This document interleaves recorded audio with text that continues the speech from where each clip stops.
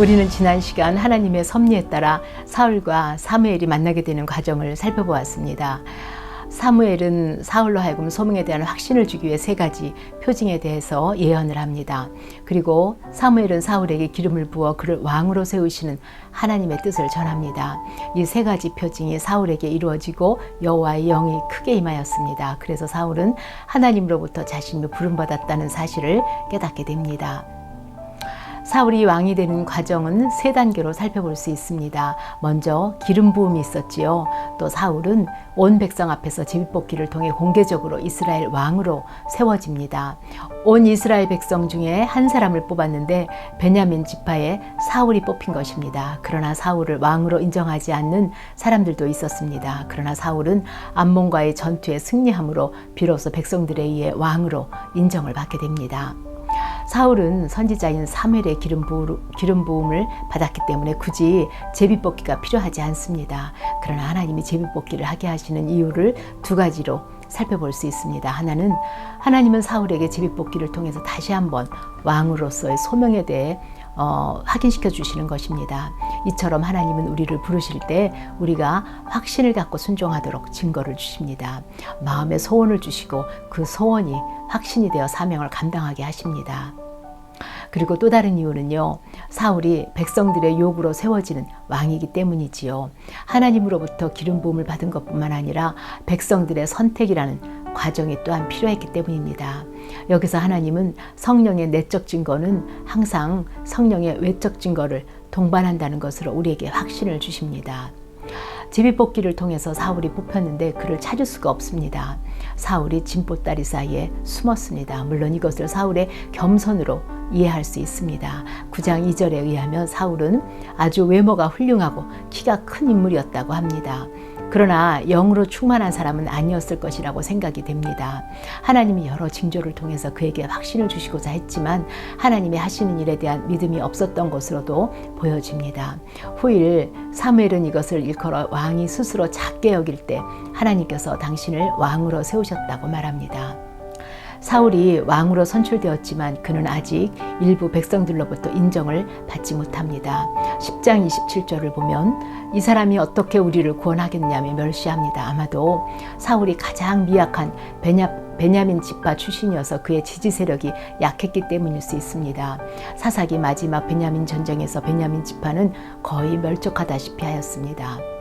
암몬 족속이 길르앗 야베스를 침공합니다. 그들의 세력이 얼마나 막강했는지 야베스 사람들은 싸울 의지도 없이 조공을 맺고자 합니다. 그러나 암몬은 완전히 진멸을 시키려고 오른쪽 눈을 빼라고 합니다. 이때 하나님께서 사울을 크게 감동시키셔서 그의 노가 크게 일어났다고 했습니다. 노했다는 말씀은 인간적인 혈기가 아니라 성령의 감동으로 일어나는 거룩한 분노를 말합니다.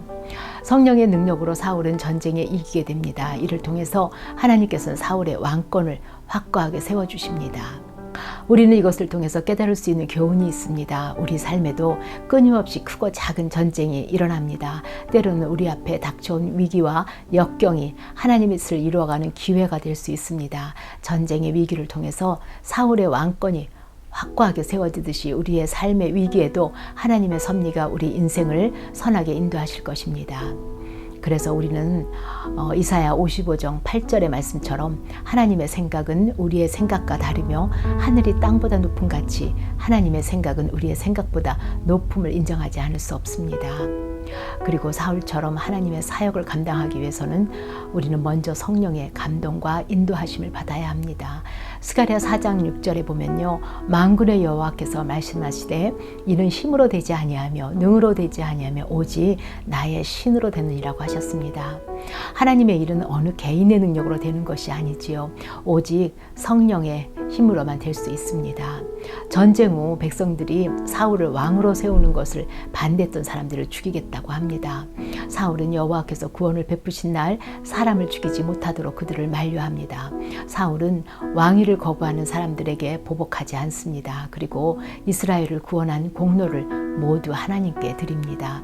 백성들은 사울을 왕으로 삼고 여호와 앞에 화목제를 드리고 크게 기뻐합니다. 이것으로 사울 왕의 통치가 시작이 됩니다. 비록 왕이라는 제도가 하나님이 기뻐하시는 것이 아닐지라도 하나님의 영으로 충만하자 하나님은 그들에게 승리를 주십니다.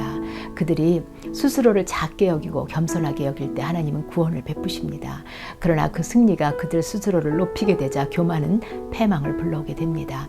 잠언 16장 18절에도 교만은 패망의 선봉에 선다고 하였습니다. 하나님의 통치를 거부하고 왕을 요구하는 허물에도 불구하고 겸손히 하나님을 의뢰할 때 긍휼과 구원을 베푸시는 하나님이십니다.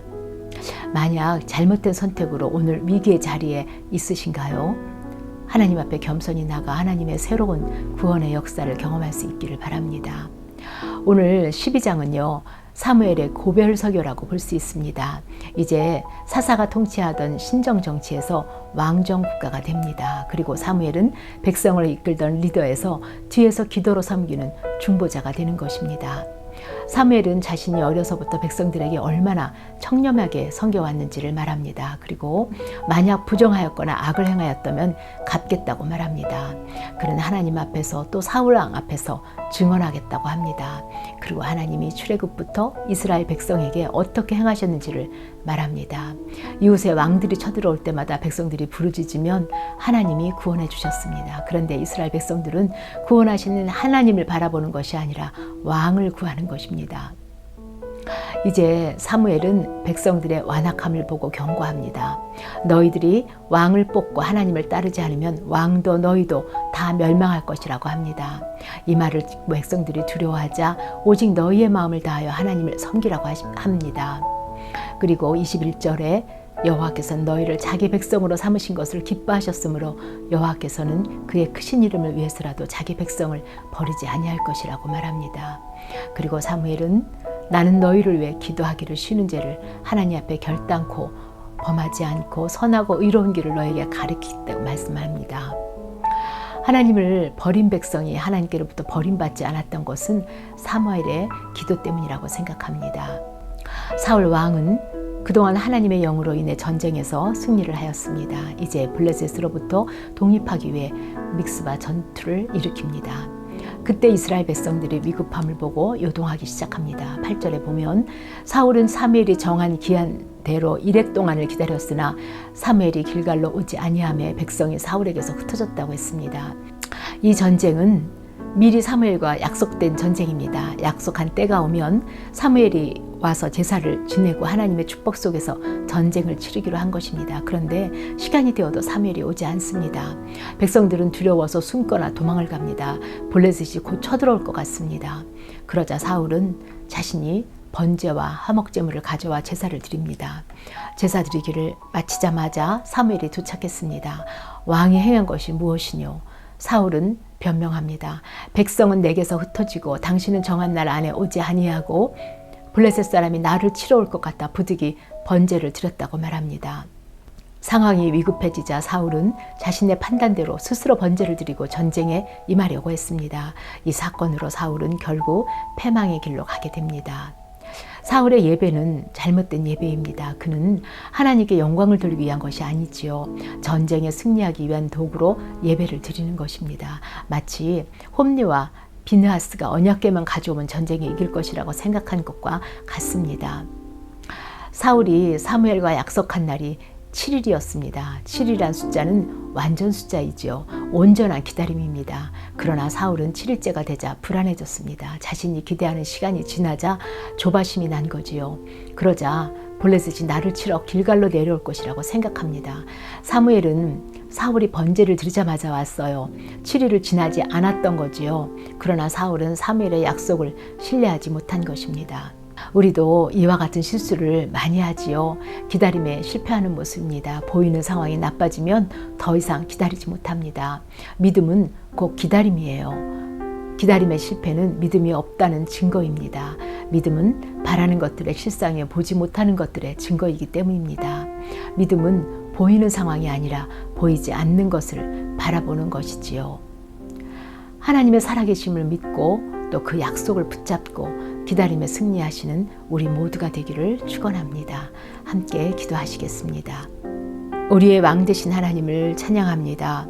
하나님 보시기에 악할지라도 하나님께 겸손히 나아갈 때 성령으로 충만케 하시어서 승리를 주시는 하나님, 감사합니다. 늘 겸손하게 하나님만 의지하는 저희가 되게 하여 주시기를 원합니다. 기다림에 실패한 사울을 보면서 끝까지 인내하고 하나님을 바라는 저희 믿음이 되게 하여 주시옵소서. 교회가 인생 뒤집기를 준비합니다. 이 기회를 통해서 하나님이 예비하시고 하나님이 준비하신 영혼들을 다 찾아올 수 있도록 은혜를 주시기를 간절히 기도합니다. 우리 주 예수 그리스도 이름으로 기도합니다. 아멘.